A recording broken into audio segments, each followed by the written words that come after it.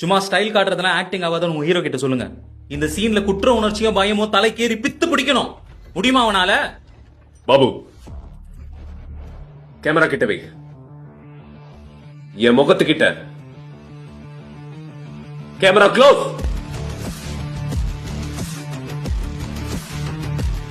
Role camera action.